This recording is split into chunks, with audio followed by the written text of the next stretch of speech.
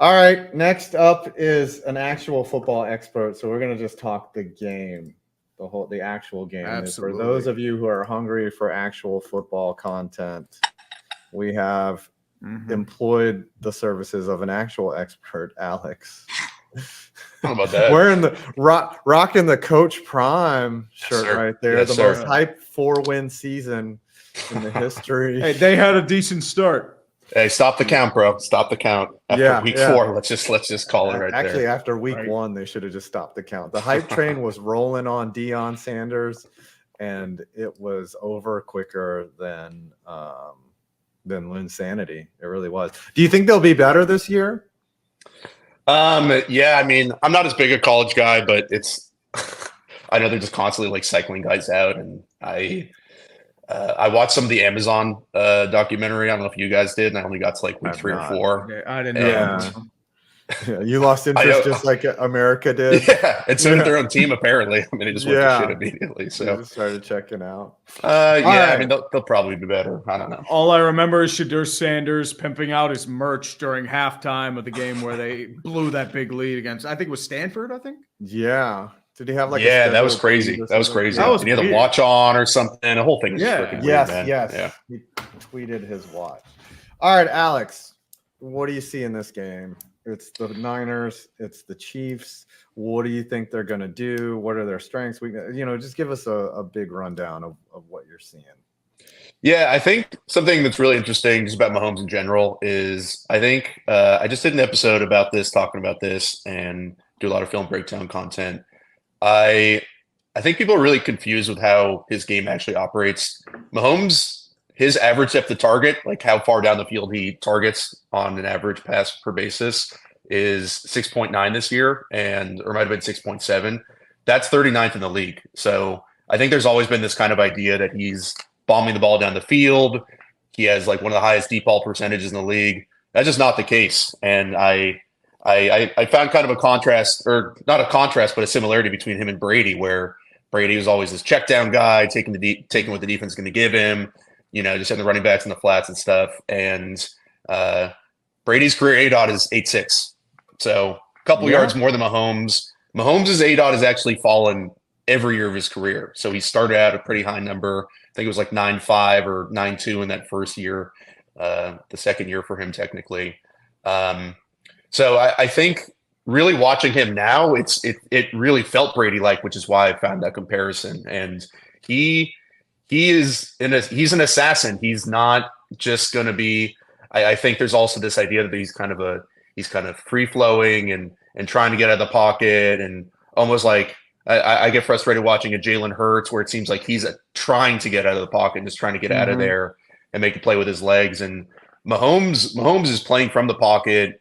He's 50% of the time the ball's coming out under 2.5 seconds. So he's getting rid of the ball. They don't have a deep threat. MVS is, I don't know, Jekyll and Hyde. We don't really know what he is right now. And he's basically, they're 2 almost, I guess 3 with Rashee Rice. And I think, I mean, I'm the film guy and I'm getting into some stats here, but during the season, Kelsey was really, falling off. Like, he wasn't the typical number 1 we're used to seeing him. His broken tackles for the last couple years, he was breaking a tackle every 6 or 7 catches, and this year is every 28. So I think even him falling off, it just really, that's kind of why we've seen this offense kind of deteriorate, and it's really not been on Mahomes. I think he's playing just as good as ever. We just haven't seen the Chiefs offense at that same prolific level. So I think that's really, I just wanted to come on here and kind of rejigger kind of how people are watching Mahomes, because I think it's such a stark contrast in what's the idea of him and what the idea of this Chiefs offense is versus what's really going on. So I think, we see a 49ers defense. If we look back to 2019, that defense was incredible, right? The front was incredible. There was guys all over the field.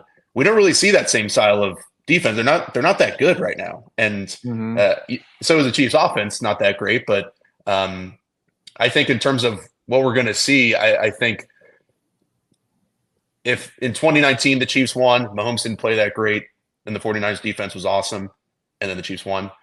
I think Mahomes is playing at a level where he's going to be able to pick them apart, and they're not really getting pressure. Their secondary isn't great. I think Mahomes is. I'm curious what you guys think. What is the argument for the 49ers offense? I actually want to rewind.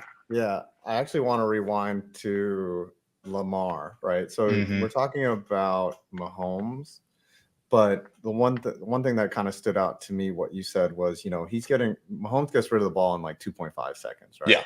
What I saw in the Chiefs versus Ravens was Mahomes or Jackson would complete his drop back and then just stand there. Now, have you looked at the film to tell me, like, was there really just nothing, or was he just hesitant? Because then that's like a huge indictment on Lamar as like not being a good quarterback. Like, I just want to know if you've looked at that film and then saw, like, because it's hard to see from that angle like what's really happening in the backfield. Like, I just want to know your thoughts on that before we get into.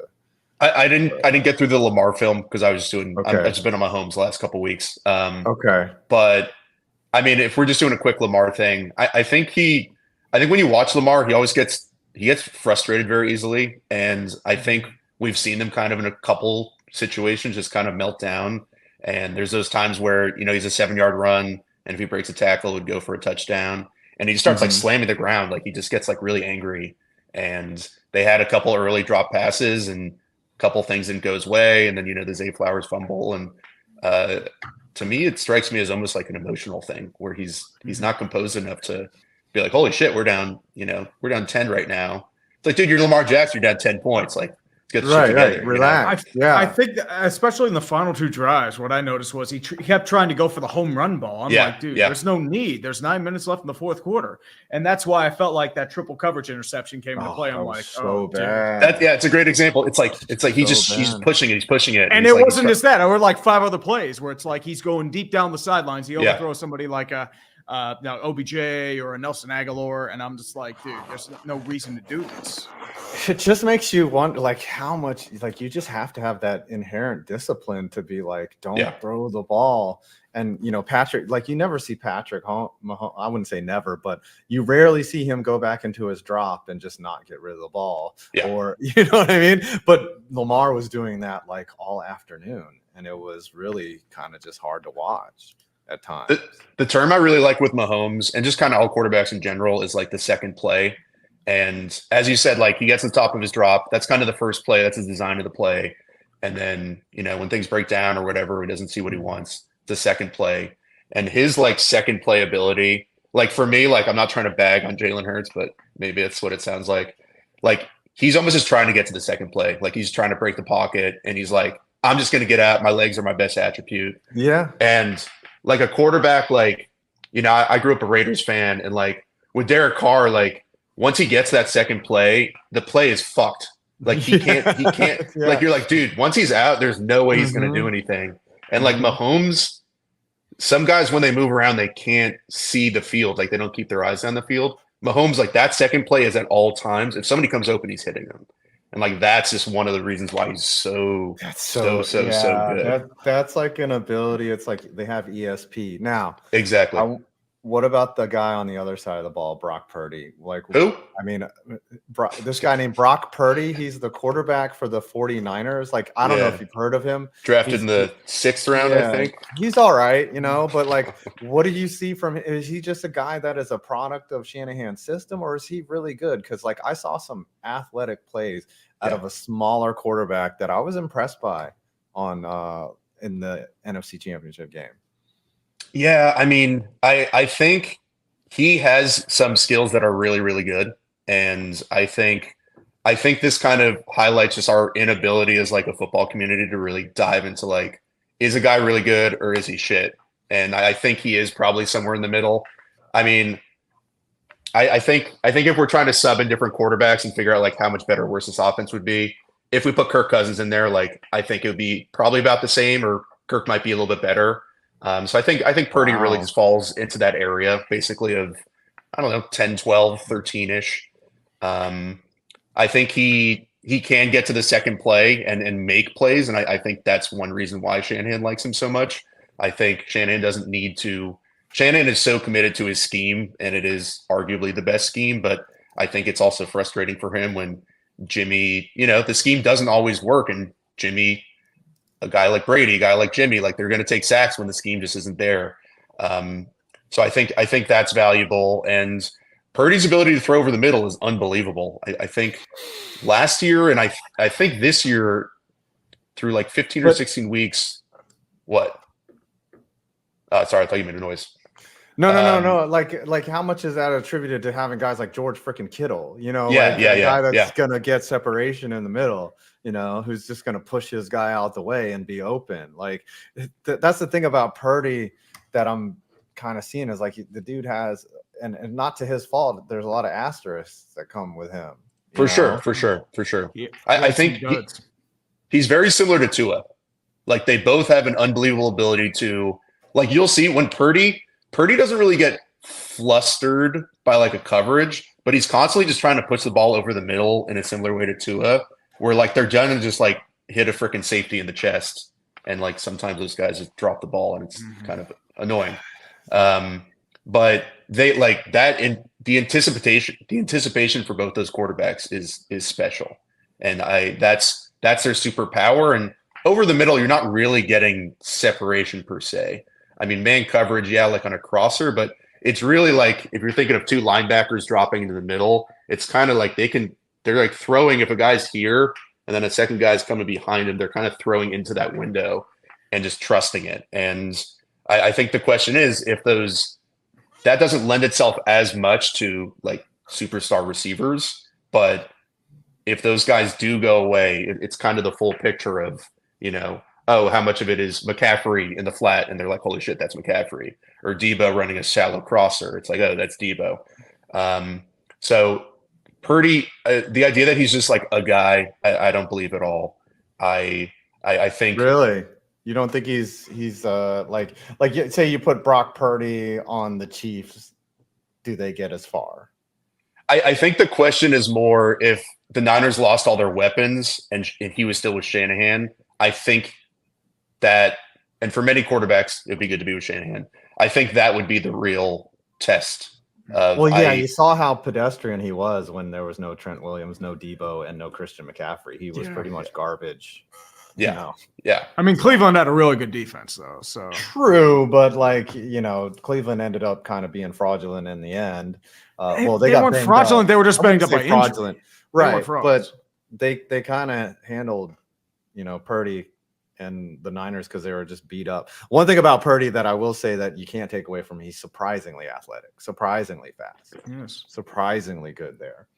Alex, I know this. We could talk all day. We could literally talk all day. I feel like we just talked for like 3 minutes just now. I know. Like we haven't even started to unfold anything.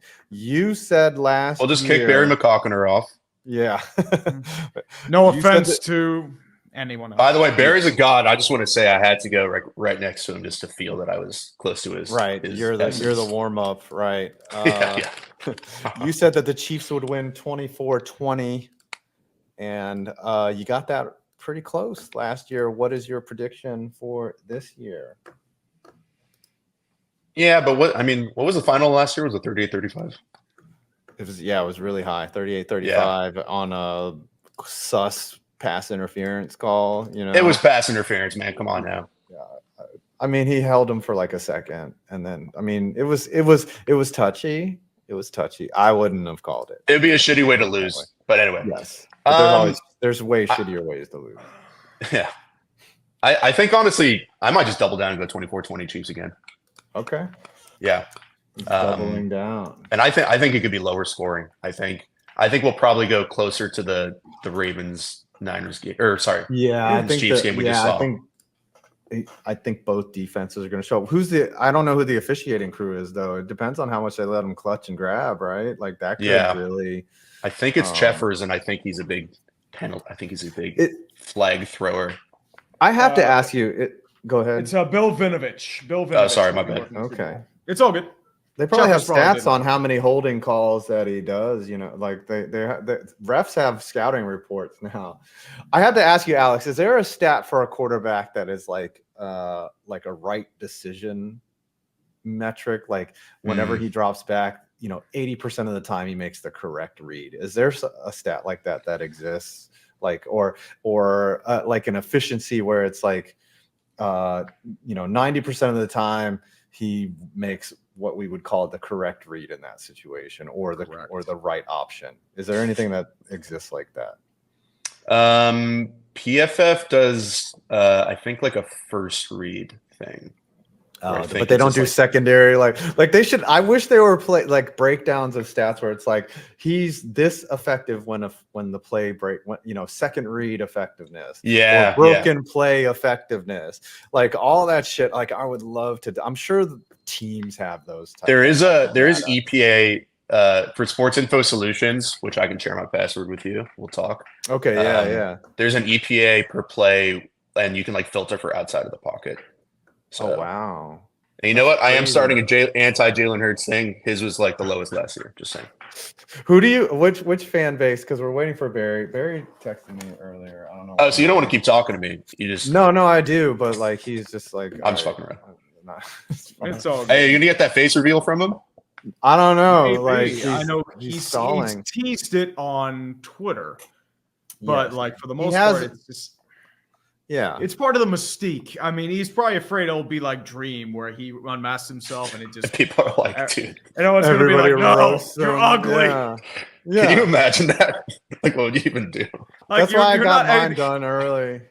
Yeah. Yeah, smart. I was just like, you know what? This is how I look. Like that. You put that much expectation. There's a reason why people don't show their face. Like, if you're very attractive, like you don't hide that from anyone. So like there's no one's gonna be like, oh wow, like Dream just kind of cost himself there, because it's kind of like with dating profiles. Like if they're not showing full body pictures, there's a reason. Right? It's like I don't show full body. You don't show a full body picture on your dating profile? No. Oh, I got flat cheeks, bro. You got flat cheeks. I got nothing. Well, then good luck to you out there, but you're in a target-rich environment. Anything you want to plug before we send you on your way? Yeah, I just got on OnlyFans. Okay. So speaking of flat cheeks, like if you're just looking for like your average white male who has nothing really to pack, check me out at AlexRollinsNFL. On OnlyFans, for real? Is this like not a joke?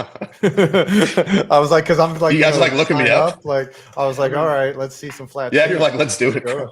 Yeah. And also, if you can't find me on there, I have a YouTube channel where I do film breakdown stuff at the same name. Yes. By Alex Rollins. Well, great to have you on. Thank you for stopping by. We definitely need to have like a autopsy for the Super Bowl again, like we did last year, where we can actually talk for like an hour. Yeah. But a little bit longer. Yeah, man. Love having you on, and we'll see you soon. Cheers, boys. Appreciate it. Thanks, guys. Peace. Again, brother.